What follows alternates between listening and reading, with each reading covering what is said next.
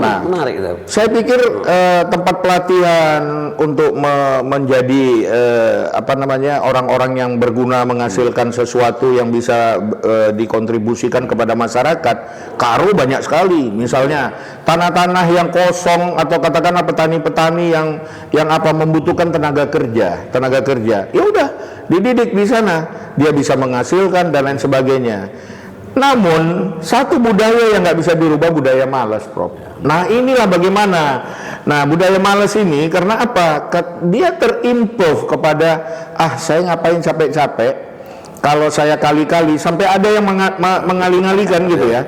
Satu hari itu ya berapa kali lampu merah, berapa jam ya, berapa katakanlah bisa dapat 10.000, 200 kali lampu merah itu sudah waduh.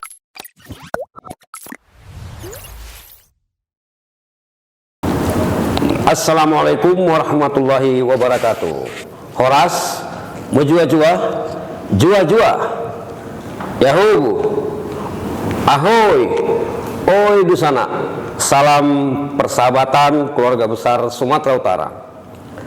Asosiasi Badan Penyelenggara Perguruan Tinggi Swasta Indonesia Sumatera Utara menggelar kegiatan ikut serta dalam memberikan informasi-informasi terkini baik dalam bidang pendidikan, bidang sosial kemasyarakatan, dan beberapa perkembangan pada saat ini sebagai bagian dari pelaksanaan misi dari Asosiasi Badan Penyelenggara Perguruan Tinggi Swasta yang dikenal dengan ABP PTSI Sumatera Utara.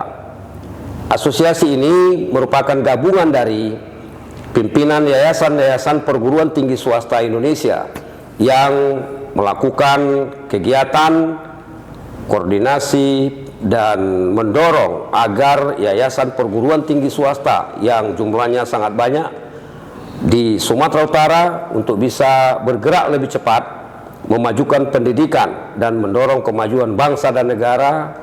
Oleh karena itu, salah satu programnya adalah membangun komunikasi informasi kepada masyarakat luas dengan hadirnya podcast ABP PTSI yang akan melakukan kajian-kajian, diskusi-diskusi dengan para pakar, para ahli dari berbagai masalah-masalah yang dihadapi masyarakat, khususnya fokus memang dalam bidang pendidikan tinggi. Salah satu segmen yang akan kita tampilkan adalah selain masalah-masalah pendidikan, kebijakan pemerintah, dan aktivitas para pimpinan yayasan, kita juga ada segmen mengenai ini medan kita. Ini medan kita ini adalah merupakan bagian kecintaan kita terhadap kota Medan, kota kebanggaan kita, tempat banyaknya pendidikan tinggi swasta ada hadir di kota Medan ini, dan beberapa aktivitas masyarakat sebagai kota yang sangat heterogen, kota yang juga banyak dikatakan sebagai Indonesia mini, karena di sini di kota ini berbeda suku, berbeda agama, berbeda kelompok, itu merupakan sesuatu hal yang biasa, dan masyarakat kota Medan ini merupakan masyarakat yang sangat dinamis, yang kita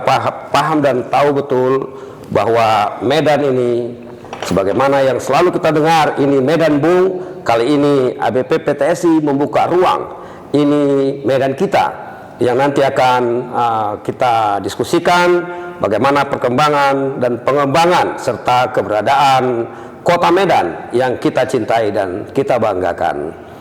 Sejak Wali Kota Medan, seorang tokoh muda, Bobi Nasution, lengkapnya pada 26 Februari 2021 yang lalu dilantik bersama Bung Aulia Rahman.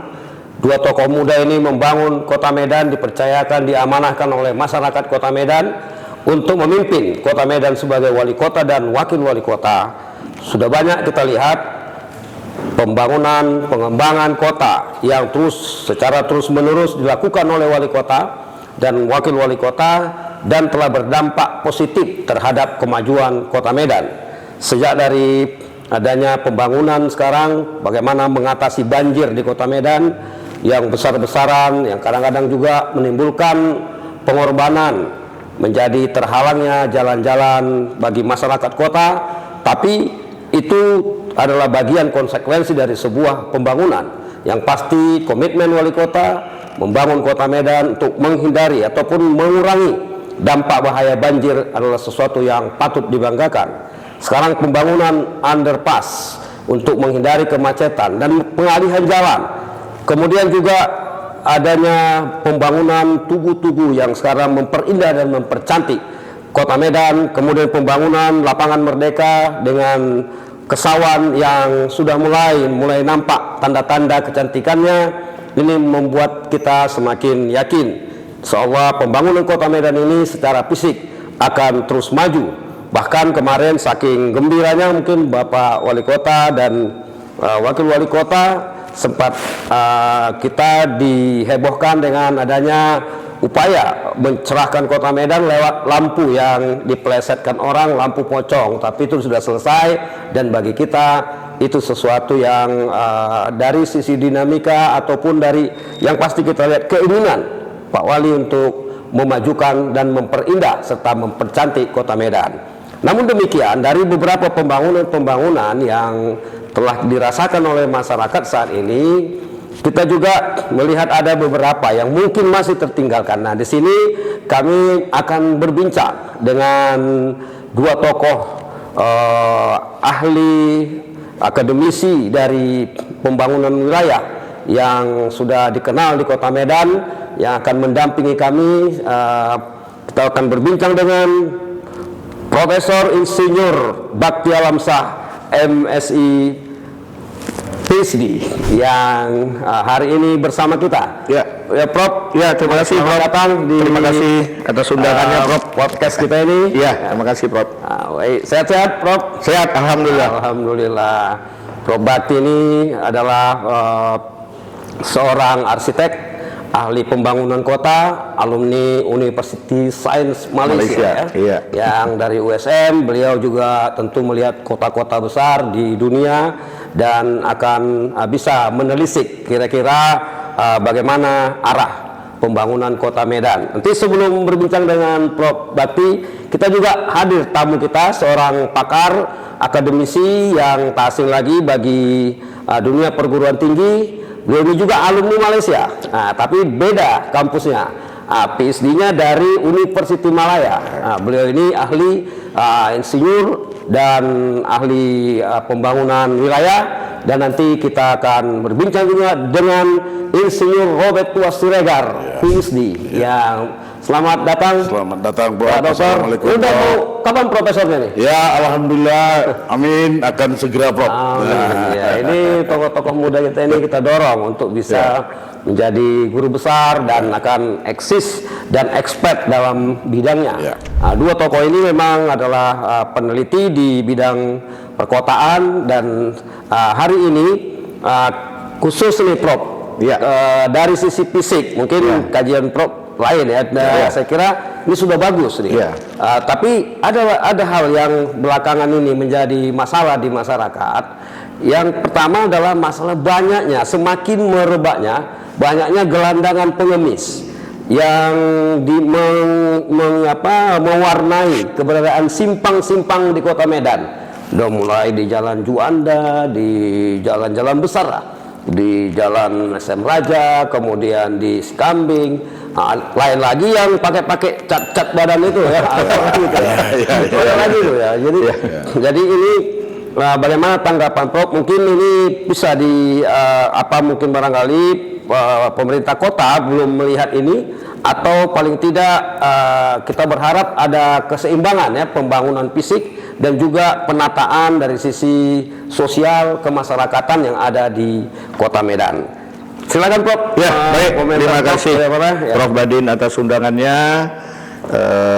Yang terhormat para pemirsa pemerhati podcast ABPTSI atas undangannya ini, dan kami juga merasa bangga diberi kesempatan untuk berdiskusi sebenarnya Ini kita santai aja, Prof. Ya. Jadi artinya problem kota ini kan boleh dikatakan problem kita bersama gitu ya, karena kita berada pada satu kota yang boleh dikatakan sekarang ini sedang bergairah lah, kalau kita bilang di usia yang tua tapi bergairah ini kan sebenarnya adalah satu satu anugerah yang perlu kita syukuri lah, karena banyak kota-kota tua tidak berbenah diri dan lain sebagainya akan menjadi kota yang semrawut ya. Banyak sekali kota-kota di dunia ini yang terlepas dari perhatian lah dalam melakukan pengembangan. Memang akhir-akhir ini kota Medan ini kalau kita bilang sedang bersolek nih, Prof. Sedang bersolek. Jadi kalau ibaratnya analoginya adalah manusia, jadi alisnya itu lagi diperbaiki gitu ya, pipinya lagi dimerahkan. Nah itu jadi wajah-wajah kota ini sedang diperbaiki. Walaupun sedikit agak mengganggu. Betul, Prof. Tapi artinya begini, dalam rangka memperbaiki ini ada beberapa positif, nilai positif dan negatifnya. Positif itu artinya Pak Wali Kota, Pak Bobi, kita bersyukur punya wali kota yang punya inovasi yang besar sekali dan sangat kreatif ya dalam mengembangkan kota Medan ini. Melihat dari sisi bagaimana pemenuhan kepuasan masyarakatnya dulu.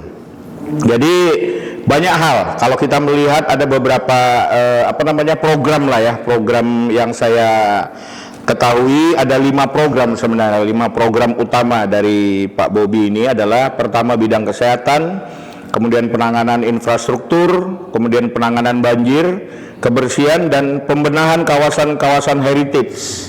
Nah, jadi kan tadi Prof Badin sudah bilang kawasan Kesawan dan lain sebagainya.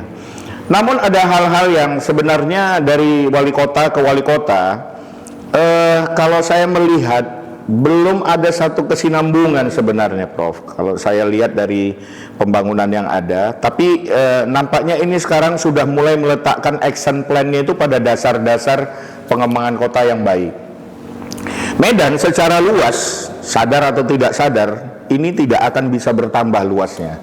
Kecuali Deli Serdang, nanti mungkin Bang Robert bisa menjelaskan lebih jelas dari pengembangan wilayah ya.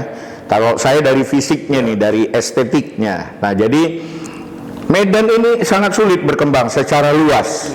Tetapi sangat potensi dikembangkan apabila dilakukan perubahan-perubahan fungsi. Kita lihat dengan perginya Kuala Namu bandara ke Deli Serdang, gairah investor untuk membangun bangunan tinggi-tinggi itu sekarang sudah mulai ini ya. Nah, konsep-konsep semacam ini sudah harus dikembangkan di Kota Medan. Terutama adalah masalah perumahan.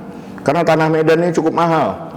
Ya, mahal sekali. Jadi pengembangan Kota Medan itu, pengembangan pemukiman Kota Medan tidak lagi horizontal, tapi sekarang sudah mengarah kepada vertikal. Nah, timbullah satu masalah ketika vertikal itu dibangun, maka terjadilah sebuah, boleh dikatakan situasi lah ya, untuk membangun ini problemnya banyak sekali. Belum lagi akibat dibangunnya suatu bangunan, jaringan yang ada di bawah bangunan ini harus safe betul. Jadi Pak Wali sudah melihatnya seperti itu. Jadi saluran-saluran sekarang sudah diperbaiki. Karena apa? Begitu bangunan ini vertikal, daya buang, daya tumpahan dan lain sebagainya, ini kan menjadi perhitungan ya, Bang Robert ya. Jadi parkir problem ya. Jadi ada semacam definisi ketika kita membangun bangunan yang tinggi, tentu yang harus kita perhatikan adalah buangan. Dulu ketika Sun Plaza dibangun dengan jumlah parkir yang cukup besar, ketika terjadi bubar lah ya, kita bilang orang sudah keluar dari maka akan crowded. Tapi crowdednya untungnya di dalam bangunan ini, Prof, tidak di luar bangunan. Tapi itu pun akan menjadi masalah. Nah, sekarang banyak bangunan-bangunan tinggi yang parkirnya juga akan dipertimbangkan. Nah, tadi menyinggung juga masalah Lapangan Merdeka yang sekarang sudah dikembangkan dan saya dengar ada basement 2 lantai di bawah. Nah, sebenarnya konsep yang sama telah diterapkan oleh Kuala Lumpur ya, Bang Robert ya. Bang Robert ini dari Kuala Lumpur. Kalau saya dari kota kecil, Prof, Penang. Jadi nanti Bang Robert bisa cerita sendiri tentang Kuala Lumpur. Nah, Kuala Lumpur dengan Lapangan Merdekanya itu 2 lantai juga ke bawah. Bandung juga mengembangkan konsep seperti itu. Nah, Pak Bobi melihat bahwa potensi Lapan Merdeka ini tidak hanya sebagai pusat pertemuan masyarakat, tetapi juga menjadi pusat bisnis yang menarik. Karena apapun juga yang namanya Lapan Merdeka yang zaman Belanda namanya Esplanade, ini adalah titik kumpul dan titik temu. Untuk sementara kita bilang itu pusat kota. Sayang 0 km terbongkar itu Prof, yang ada di muka kantor pos. Tapi nanti mungkin Pak Bobi udah mempertimbangkan lah konsepnya. Jadi dulu 0 km itu air mancur itu. Kalau zaman Belanda itu ada air mancur dan dipertahankan. Tapi sekarang dibuang. Mungkin Pak Bobi akan punya kebijakan membentuk 0 km yang bagus bagaimana. Nah, tentu perkembangan ini menyangkut kepada pinggiran Kota Medan akan menerima tumpahan sebenarnya. Karena apa? Konsep membangun kota itu apabila satu titik dikembangkan, pasti dampaknya ke titik yang lain. Ini ada kawasan. Betul Prof. Ya, jadi bangunan kawasan itu seperti itu. Apalagi sekarang lagi membangun saluran, macet di mana-mana ya. Otomatis itu akan terjadi tumpahan-tumpahan gitu ya. Jadi ini juga harus apa? Sebenarnya ada hal-hal yang nanti akan saya uraikan yang harus dipikirkan, karena apa? Ini perkembangan kota ini nggak bisa kita pandang sebagai suatu hal yang musiman gitu ya. Wali kota ganti program. Enggak, ini harus berkelanjutan. Jadi harus kita bisa melihat tumpahan-tumpahan itu. Nah, tadi saya tertarik sebelum saya membahas ke sana, itu masalah sosial kota ini tentu akan berdampak ya. Terutama kepada orang-orang yang boleh dikatakan apa namanya? Saya nggak memiliki data. Nanti mungkin Bang Robert punya data bahwa tumpahan orang-orang dalam kategori ketidakmampuan itu muncul di Kota Medan. Apakah ini dampak? Nanti Bang Robert bisa apakah ini dampak ya? Jadi orang-orang yang tidak mampu, saya nggak mau mengatakan bahwa orang miskin, orang peminta, tolongan orang yang apa ya, itu atau bisa jadi dari pinggiran kota, luar kota. Itu tadi ya. Saya nggak memiliki itu. Apakah itu anak Medan atau bagaimana? Itu nanti. Kalau Prof katakan itu dari pinggir, ya memang kondisi kota seperti itu. Jadi ada gula dan semut. Medan ini banyak sekali gulanya. Tentu semut itu berdatangan. Semut dalam arti kata semut hitam sama semut merah ini kan berbeda. Nah, tapi problem ini juga harus diselesaikan gitu ya. Jadi sebagai kota yang maju, tanda-tanda kotanya bagus, pemerintahan kotanya bagus, tentu kerapian, semakin sedikit atau bahkan tidak ada gelandangan pengemis atau yang miskin sudah terjaga, tertata dengan baik. Itu merupakan satu tanda-tanda kota yang maju ya. Betul Prof. Tapi perlu ditekankan, ini bukan tanggung jawab Pak Bobi semata. Hinterland ini juga bertanggung jawab. Deli Serdang, Sedang Bedagai, Tanah Karo, itu semua ikut bertanggung jawab. Makanya konsep kota Bidang itu sebenarnya belum 100% dapat terlaksana dengan baik.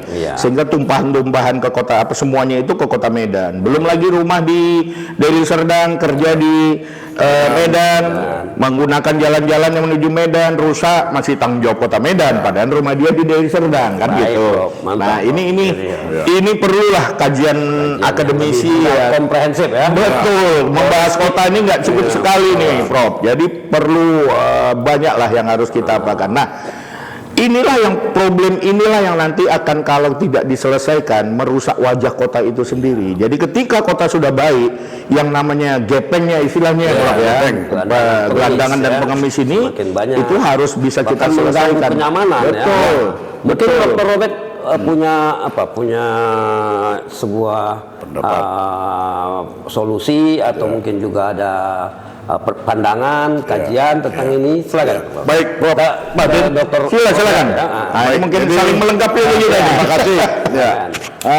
Tadi Prof Bakti sudah mengatakan bahwa kota Medan ini secara wilayah tidak akan bisa bertambah karena memang dia sudah dibatasi dengan wilayah yang ada. Tetapi ya konsep Bidang itu nantinya yang akan menjawab daripada bagaimana pengembangan Medan ini. Makanya kota Medan untuk sebagai kota metropolitan tentunya harus disupport oleh hinterlandnya, Deli Serdang, Binjai, dan daerah-daerah sekitarnya. Makanya terkait dengan itu kita melihat ketika kita melihat Medan ini dari jumlah penduduk data yang saya peroleh saat ini sekitar 2,4 juta jumlah penduduk ya. Jadi Medan ini menjadi sentral pusat dan mempunyai magnet. Mungkin sudah mendekati angka 3. Ya, angka 3 juta. Tetapi ya ada tetapinya nih Prof. Ketika pada siang hari kita melihat pada jam 6 pagi Medan ini sudah masuk dari hinterlandnya menjadi posisi pada 3 juta. Nah, ini menjadi salah satu permasalahan. Dan ketika kita melihat bagaimana sebenarnya Medan ini terkait dengan adanya masalah pembangunan sosial, adanya gepeng di beberapa tempat. Ini kenapa? Karena memang kita melihat bahwa ini di muaranya adalah dari kemiskinan, ya, dari kemiskinan. Tentunya apa yang kita lihat daripada kemiskinan, memang dari data sebentar yang saya lihat, tolong saya dikoreksi, Medan itu pada posisi di bawah 2 digit. Di bawah 2 digit berarti dia pada posisi 8 sampai 9 tingkat kemiskinan ya. Nah, dari sini mungkin kita bisa melihat kenapa ini bisa berkembang.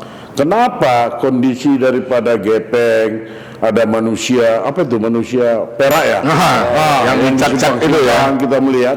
Ini kan menjadi masalah sosial yang tentunya ketika kita kaitkan dengan 5 tadi program daripada wali kota saat ini Pak Bobi itu, tentunya ini menjadi sebuah pertanyaan, kenapa itu terjadi? Apakah di tataran dinasnya atau OPD-nya ini tidak clear, atau memang edukasinya? Ya, ini terkait dengan pendidikan, Prof. Memang saat ini kita bisa melihat bahwa Kota Medan itu dengan program pendidikannya ada program BSM, ya, beasiswa sekolah miskin, ya, sekolah miskin itu hampir 40 ribu atau berapa itu yang mereka berikan. Tentunya ini yang perlu kita nanti lihat, mungkin pada kegiatan ke depan kita bisa panggil dinas pendidikan, bagaimana, apakah edukasinya nanti ini masih lemah atau dinas sosialnya yang belum kuat, optimal dalam penanganan ini. Karena kalau kita lihat ini semua bermuara daripada tingkat kemiskinan dan pendidikan. Ya, tingkat kemiskinan dan pendidikan. Jadi ketika kita melihat masalah-masalah sosial terkait dengan gepeng, berarti ini edukasi dari pihak-pihak terkait ini masih lemah. Ini masih lemah. Jadi artinya memang dinas sosial mungkin ini kurang respon ya, masih belum melihat, padahal itu setiap hari sudah menjadi keluhan masyarakat.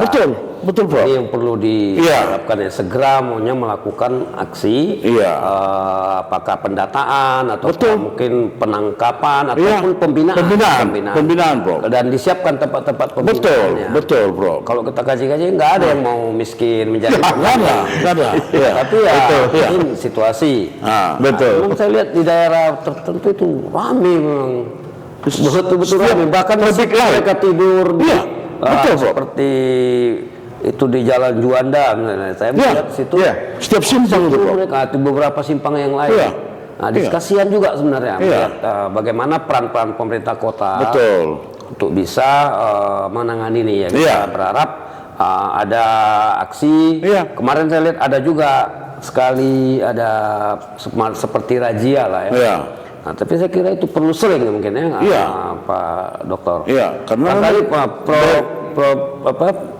Prof Bakti bisa melengkapi lagi apa yang disampaikan jadi Dr. Robert tadi. Seperti yang dikatakan dan Dr. Robert sudah menyampaikan bahwa ini adalah sebenarnya penyakit penyakit masyarakat yang kalau kita melihat ada 2 faktor Prof di sini yang kita lihat. Pertama, sikap malas masyarakat itu sendiri yang menyebabkan mereka mencari uang dengan cara instan seperti itu. Yang kedua, memang benar-benar dia tidak mampu. Nah, ini nggak bisa dipisahkan ini, Prof. Ada di Jakarta, di mana tuh yang terbongkar seorang pengemis punya penghasilan berapa miliar per bulan. Nah, itu juga menjadi motivasi bagi si orang yang apa ini. Jadi Kenapa di Malaysia nggak ada itu? nah, jadi gini, kita nggak usah jauh-jauh Prof ke Malaysia. Ini saya bicara di Jogja atau di Jawa, rata-rata kota-kota ini. Betul. Nah, yang gepeng dan pengemis ini, saya melihat seperti ada sebuah pembinaan. Pembinaan maksudnya? Pembinaan itu ditangkap, diberi pembinaan, dan dikasih keahlian yang sederhana. Contoh. Oh, ada grupnya, ada Iya, mafia. ada satu lampu merah gitu ya. Lampu merah di kota Jogja itu ditaruh satu trotoar yang besar, di situ ada dikasih musik angklung, nyanyi dia. Oh. Nyanyi. Oh, Nah, jadi nyanyi. Begitu mobil berhenti dia main musik. iya. Nah, orang jalan. Jadi ada semacam hiburan yang diberikan dan itu lebih manusiawi saya pikir. Yang kedua, Amen namanya. betul. Amen, ya. Ya, yang kedua, Tetap dia ngamen ya kan? Amen. Fasilitas kota ini khususnya mungkin pengamen ya. Ya. Misalnya itu pos blok ya. Pos blok kasih yang pengamen itu pakaian yang bagus. Ya. Ah gitu ya, pakaian yang bagus. Kau nyanyi di sana, taruh kotak situ nyanyi, tapi dia nggak dibayar. Siapa yang kira-kira ngatur itu? Siapa? Nah, ya. Bidang dinas mana ya? Ya, artinya dinas sosial bekerja sama dengan apa namanya kegiatan-kegiatan itu ya. Artinya misalnya di pos blok, di stasiun kereta api, di plaza. Jangan lagi ngundang band-band yang terkenal itu. Kita kan bayar mereka. Ini enggak, tempatkan dia, taruh di situ kotak, nyanyi, otomatis orang yang dengar duduk dan lain sebagainya. Di Jawa seperti itu. Nyanyi. Kalau yang apa dokter? Kalau yang misalnya yang nggak punya keahlian datang, kadang ada lagi tuh sekarang pakai bulu ayam, bulu ayamnya ada bulunya. Digores kalau itu digores. Benar. Itu kita takut. Bahkan kemarin viral itu ada orang yang mengatur putaran itu dia bawa martil loh. Nah, artinya kalau kita tidak bayar itu akan menjadi sebuah senjata ini. Itu kan? masalah, Itu kan masalah. Nah, ini kalau dibiarkan, ini akan menjadi sebuah penyakit masyarakat yang apa ya, mengganggulah program-program memperindah kota tadi. Ini dilematis lah. Jadi memang mungkin saat ini Pak Bobi masih konsentrasi, Pak Wali Kota masih konsentrasi untuk memperbaiki wajah fisik. Nah, efek secara sosial budaya ini apa namanya, belum menyentuh. Tapi harus dimulai dari sekarang. Kita berharap kan masih ada 1 tahun ini ya. Harus dimulai dari sekarang. Kita harapkan yang pembinaan masyarakat miskin, ekonomi lemah, cadangan pengemis, minta ini. Nah, contoh sekarang saya lihat lah, mungkin nanti Bang Robert akan ada pendapat. Sepanjang sisi Lapangan Merdeka itu ada jual kopi yang naik sepeda. Itu kalau dibina itu menjadi sebuah daya tarik. Kalau saya daya tarik, pertanyaannya ketika Lapangan Merdeka itu jadi, mau kemana orang ini? Hilang. Padahal itu adalah daya tarik orang-orang karena apa? Murah, enak gitu kan. Ketika Lapangan Merdeka buka, ini nggak boleh dihilangkan. Tapi bagaimana membina? Sudah ada solusinya. Pasti ada.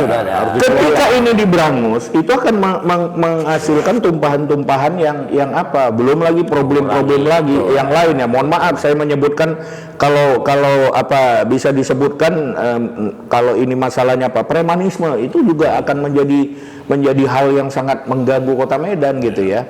Betul ya? Betul. Jadi Premanisme, memang parkir kalau liar. betul itu. Jadi kalau kita harap pemerintah kota hadir dalam memberikan kenyamanan kepada masyarakat, pembinaan kepada warga, kemudian betul-betul kita bangga dengan Kota Medan ini. Kalau kita berjalan ke kota-kota besar, mungkin Dr. Robert pastilah di KL. Kita tidak menemukan hal seperti itu. Tidak menemukan. Tapi bukan tak berarti tak ada yang miskin ya. Ada. Cuman bagaimana pengaturannya? Mungkin ada solusi dari dokter? Ya, terima kasih Prof. Ini sangat menarik memang fenomena daripada gejala sosial yang ada di Kota Medan lah kita saat ini. Hari ini kita melihat masih ada beberapa di titik-titik ada, dan itu menjadi dimensi buruk bagi Kota Medan. Tentunya apa yang kita katakan tadi kita komparatif dengan kota-kota lain yang ada di luar lah, bukannya Malaysia lah yang dekat. Kita melihat ada tapi dia sangat kita tidak temukan secara masif dan kondisi daripada gepeng, pemerintah dan lain-lain. Kenapa? Kemarin kita memang waktu kita di sana juga kita ada dengan macam kementerian sosial mereka memiliki program yang itu turun ke bawah. Jadi program daripada kementerian sosial mereka itu memang mereka itu mengedukasi daripada masyarakat. Dan memang satu sisi jaminan sosial mereka juga tinggi. Jaminan sosial. Iya, jaminan sosial di Indonesia saat ini jaminan sosial masih pada tahap BPJS, ya kan? BPJS dan lain-lain. Tapi artinya kalau di Malaysia itu negara itu hadir dengan adanya jaminan sosial sampai kepada misalnya tadi si A tadi yang tidak punya pengetahuan misalnya kegiatan keterampilan ini dilatih bagaimana dia supaya berusaha dan terakhir dia menjadi seorang yang punya kegiatan apakah dia kalau di bidang entrepreneurship dia akan dilatih di bidang itu karena pembiayaannya itu mereka combine dengan perbankan. Kemarin itu teman-teman yang melakukan kegiatan yang di Malaysia itu mereka misalnya ada 2-3 orang mereka bawakan dilatih dan buat perjanjian perbankan akan memberikan permodalan setelah mereka dilatih permodalan setelah mereka dilatih dan ketika mereka dilatih itu dia harus lolos passing grade artinya harus lulus ada sertifikat. Ketika dia lulus sertifikat, permodalan akan diberikan oleh perbankan dengan skema peminjaman mungkin 20 tahun, 30 tahun. Ini sangat membantu kepada jadi terakhir ngapain lagi dia harus gepeng kalau memang ada tadi skema permodalan dan dilatih. Oke, terima kasih Pak. Jadi kita lihat dulu sebentar biar kita lebih fokus nanti dalam lanjutan diskusi bincangnya. Terima kasih. Terima kasih. Di Malaysia, sebagai orang yang lama tinggal di sana, fenomena yang terjadi di Medan tadi itu bagaimana kondisinya? Seperti penanganan gelandangan pengemis yang tidak pernah terlihat. Jadi itu mungkin bisa dokter sampaikan sehingga bisa menjadi contoh bagi kita dalam menangani masalah-masalah sosial ini. Ya, baik Prof. Apa yang kita lihat memang kita harus ada melakukan komparatif dengan kota-kota yang ada di tetangga lah ya, Malaysia salah satunya. Apa yang kita lihat di Malaysia itu ada semacam skema permodalan dengan adanya jaminan sosial yang dilakukan oleh pemerintah melalui Kementerian Sosial bahkan sampai kepada level yang paling bawah di kecamatannya.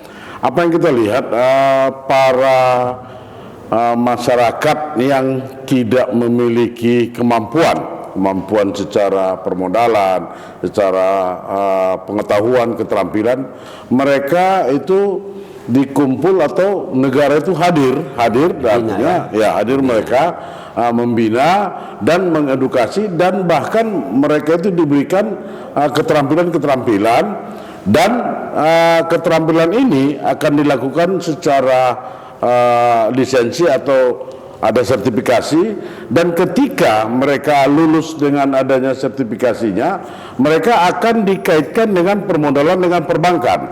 Ya, pemerintah juga memberi modal. Ya, pemerintah memberikan modal dengan bukan artinya modal itu diberikan cuma-cuma. Ya. Mereka di skemanya ada peminjaman jangka panjang 30 tahun. Misalnya si A memiliki keterampilan yang telah lulus, misalnya tukang las, tapi dia kendala di modal.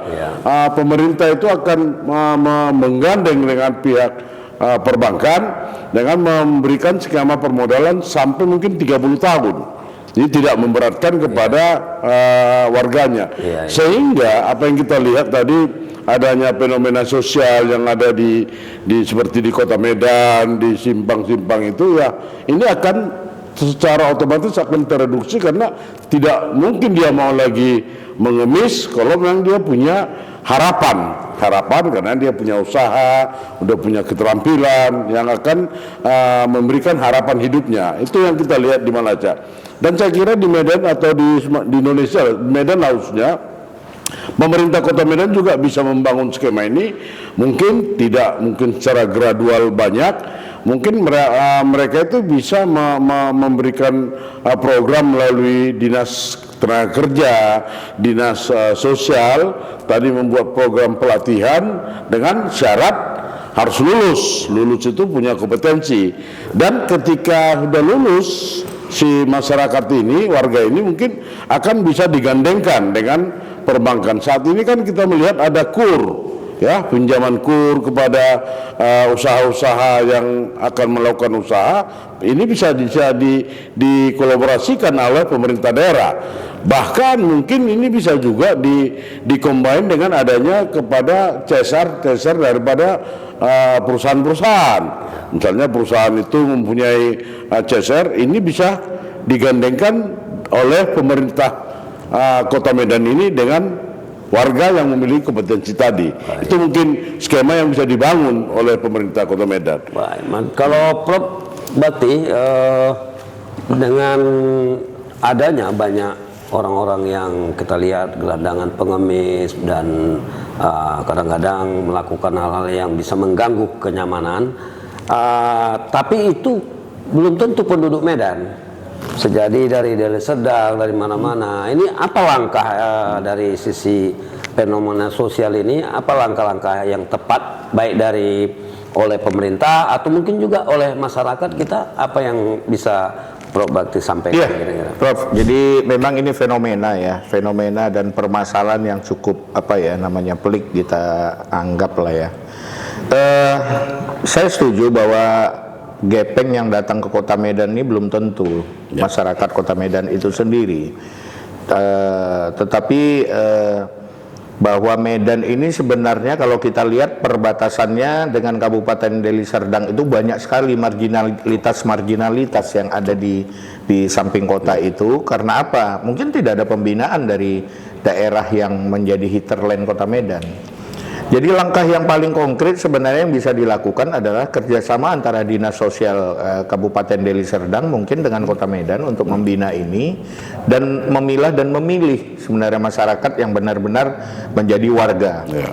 Karena Medan sama Deli Serdang ini batasnya nggak jelas gitu ya. Ya. Artinya masyarakat juga secara kasat nggak tahu kalau kita di bidang pemerintahan atau di pendidikan dan lain sebagainya paham betul itu mana batas. Ya. Contoh Mandala, orang Mandala hanya beda sedikit aja, dia sudah milih Bupati Deli Serdang bukan memilih Wali Kota Medan. Begitu juga di arah ke Binjai, ya, begitu juga ke arah Pancur Batu.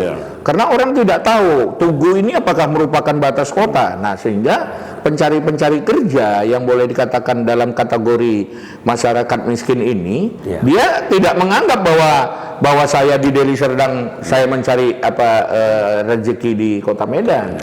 Jadi saya perlu memberikan satu kontribusi pemikiran lah. Artinya bahwa Dinas Sosial Kabupaten Deli Serdang dan Medan ini harus super aktif dalam melakukan satu pendataan. Jadi apa yang menjadi jargonnya Wali Kota Medan sebagai kolaborasi dan berkah, itu termasuk salah satu gitu ya. Jadi Mebidangro ya. Jadi Binjai Deli Serdang. Nah, jadi menarik itu. Saya pikir tempat pelatihan untuk menjadi orang-orang yang berguna menghasilkan sesuatu yang bisa dikontribusikan kepada masyarakat. Karo banyak sekali. Misalnya tanah-tanah yang kosong atau katakanlah petani-petani yang membutuhkan tenaga kerja, ya udah dididik di sana, dia bisa menghasilkan dan lain sebagainya. Namun satu budaya yang nggak bisa dirubah, budaya malas, Prof. Nah, inilah bagaimana. Nah, budaya malas ini karena apa? Dia terimprove kepada saya ngapain capek-capek kalau saya kali-kali sampai ada yang mengali-ngalikan gitu ya. Satu hari itu ya berapa kali lampu merah, Berapa jam ya? berapa katakanlah bisa dapat 10.000, 200 kali lampu merah itu sudah waduh ini menjadi apalah. Artinya peluang mendapat duit Iya, itu banyak. banyak. Nah, tapi mungkin kan merusak tatanan kota. Tatanan kota. Nah, jadi makanya kota-kota lain itu dilakukan pembinaan gitu ya, Kalau kita pembinaan. misalnya juga ke negara lain, Iya. misalnya kita ke India, Iya. kita lihat banyak hal-hal seperti itu. Betul. Langsung kita image-nya, oh negara ini miskin. Miskin, betul. Tapi kalau udah rapi, kita lihat negara ini. Ya, apalagi Medan ini kan kota ketiga nih. Iya. Kalau dia tidak melakukan satu Makassar sekarang sudah bergairah. Makassar Palembang sudah bergairah gitu ya, sudah menjadi kota yang menuju kepada metropolitan juga. Pekanbaru itu perkembangannya juga cukup apa? Nah, Medan itu. Signifikan, ya. Iya. Jadi Baik, mungkin Dr. Robert, tadi ada kata Prof. Bakti, sikap malas dari masyarakat ini yang lebih mau jadi gelandang pengemis daripada diarahkan. Nah, tentu bagaimana peran pemerintah kota? Nah, kalau kita beri peluang, mungkin ya itu kan terjadi. Tapi apa langkah-langkah pemerintah kota yang tadi malas, bagaimana mereka dibuat oleh pemerintah kota bersama dengan masyarakat ataupun pemerintah dari Sedan dan lainnya secara kolaborasi untuk mengatasi persoalan itu. Ada solusi dari dokter. Makasih Prof. Apa yang kita lihat tadi malas itu sebenarnya obat yang mau dibuat dengan malas itu sebenarnya susah, tapi artinya ketika permasalahan ini, fenomena ini ada di Kota Medan, tentunya pemerintah harus punya komitmen dan konsistensi, dalam penanganan daripada fenomena ini. Tadi ketika memang program kolaborasi antara dari Serdang, Binjai dan daerah-daerah hinterlandnya bisa dilakukan melalui OPD-OPD-nya, Dinas Sosial, Dinas Tenaga Kerja. Tetapi khusus untuk Kota Medan sendiri pun ketika melakukan apakah razia atau ini harus memang konsisten. Hari ini dilakukan razia, besok tidak dilakukan, ini akan muncul lagi. Jadi artinya, jadi ketika konsistensi daripada karena yang menjadi permasalahan kan di Kota Medan.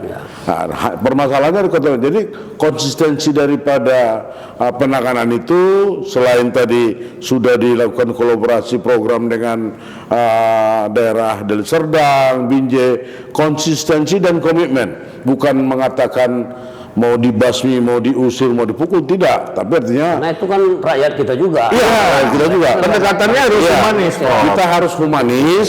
Pemerintah Kota Medan itu harus melakukan konsistensi, komitmen dengan humanis.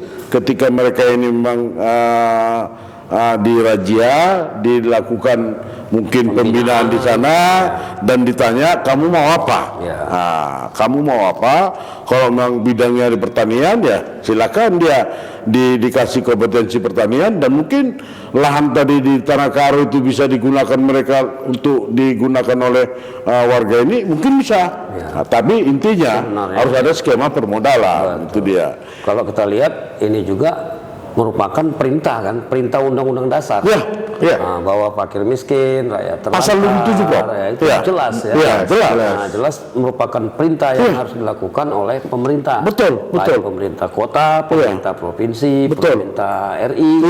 Itu tanggung jawab bersama. Inilah solusi. Mudah-mudahan nanti ini bisa menggelitik pemerintah kota, bisa dengan masyarakat juga, mungkin perusahaan-perusahaan bisa membantu. Seperti tema besar dari jargonnya Pak Wali Kota, kolaborasi. Medan Berkah mudah-mudahan bisa dikolaborasikan sehingga nanti Medan akan menjadi kota yang nyaman dan ramah serta terhindar dari masyarakat pengemis dan ke penyakit-penyakit kota yang ada di kota-kota besar lainnya. Kita berharap mudah-mudahan ini bisa lebih konkret nanti kesimpulan kita dari bincang-bincang ini. Sedikit Prof, sebelum ditutup nih Prof. Silakan. Tadi kita menyinggung sedikit pendekatan humanis. Ini mungkin menjadi satu tema tersendiri nanti. Banyak yang bisa kita sumbangkan pemikiran tentang pendekatan humanis. Banyak sebenarnya lapangan-lapangan kerja yang informal yang bisa kita tawarkan kepada gepeng ini gitu ya. Contoh Prof. Di pasar Prof ya, di pasar ketika hujan datang, orang mau menuju ke mobil, dia dikoordinir menyewakan payung, dia antarkan ke mobil. Itu lebih manusiawi Prof. Betul kan? Kalau nggak ada hujan, ibu-ibu membawa tas yang begitu banyak, dibantu secara sukarela bawa ke mobilnya. Itu adalah yang lebih lebih terhormat gitu ya, lebih terhormat daripada meminta-minta ya. Ini PR kita. Mungkin dalam sesi berikutnya lagi kita humanis ini. Pasti kalau ada upaya pasti ada jalan. Betul. Betul Prof. Baik, Bapak Ibu, saudara-saudara sekalian, inilah tadi bincang kita dengan Profesor Insinyur Bakti Alamsyah, MT PhD, yang pengamat dan juga ahli dalam tata kota, dan juga Dr. Insinyur Robert Tua Siregar, PhD, yang beliau ini juga sebagai ahli dalam kawasan, pembangunan kawasan, dan mudah-mudahan bincang kita ini membawa dampak positif untuk membangun Kota Medan, untuk memberikan yang terbaik bagi ini Medan kita sebagai bagian dari kontribusi kita para akademisi untuk mendorong percepatan. Kita bantu wali kota untuk percepatan pembangunan yang paripurna secara holistik sebagai bagian dari kolaborasi Medan Berkah yang kita harapkan memperoleh berkah semua kepada masyarakat Kota Medan, bahkan Sumatera Utara dan Indonesia. Selamat beraktivitas dan terima kasih. Terima kasih Prof. Terima kasih. Sampai jumpa, dan kami menunggu kehadiran Prof dan Doktor di podcast kita ini, podcast Asosiasi Badan Penyelenggara Perguruan Tinggi Swasta Indonesia. Assalamualaikum warahmatullahi wabarakatuh. Waalaikumsalam warahmatullahi wabarakatuh.